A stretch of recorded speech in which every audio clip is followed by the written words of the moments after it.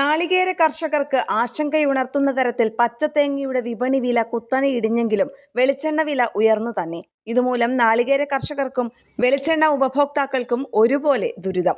ഏതാനും ആഴ്ചകൾക്ക് മുൻപ് കിലോഗ്രാമിന് 72 രൂപ വരെ ലഭിച്ചിരുന്ന പച്ചത്തേങ്ങയുടെ വില ഇപ്പോൾ 45 രൂപയിലേക്ക് താഴ്ന്നു. ഇത് ഏകദേശം 40% ഇടിവാണ്. ഒരിക്കൽ 35 രൂപ വരെ ലഭിച്ചിരുന്ന ഒരു തേങ്ങയ്ക്കിപ്പോൾ 16 മുതൽ 17 രൂപ വരെ മാത്രമാണ് ലഭിക്കുന്നത്. തമിഴ്നാട്ടിൽ നാളികേര ഉൽപാദനം വർദ്ധിച്ചതും അവിടെ നിന്നുള്ള തേങ്ങ കേരള വിപണിയിലേക്ക് വ്യാപകമായി എത്തുന്നതുമാണ് പ്രധാന കാരണമായി വിലയിരുത്തപ്പെടുന്നത്.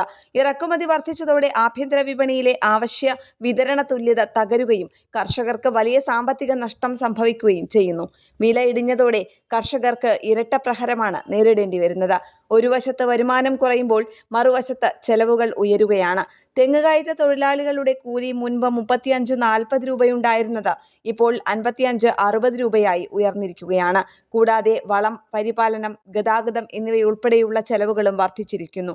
ഇതോടെ 1 കിലോയ്ക്ക് 45 രൂപ ലഭിച്ചാലും ചെലവുകൾ കഴിച്ചാൽ കർഷകന്റെ കയ്യിൽ ലഭിക്കുന്ന ശുദ്ധലാഭം വളരെ കുറഞ്ഞു. ആഗോള സാഹചര്യങ്ങളും ഈ പ്രതിസന്ധിയെ ശക്തമാക്കുന്ന ഘടകങ്ങളാണ്.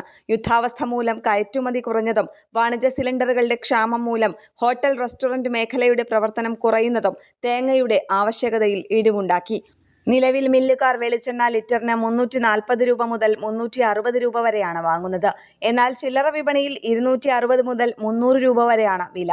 ഈ വിലയിൽ ലഭിക്കുന്ന വെളിച്ചെണ്ണയുടെ ഗുണനിലവാരത്തെക്കുറിച്ച് വീട്ടമ്മമാർ ആശങ്ക പ്രകടിപ്പിക്കുന്നു.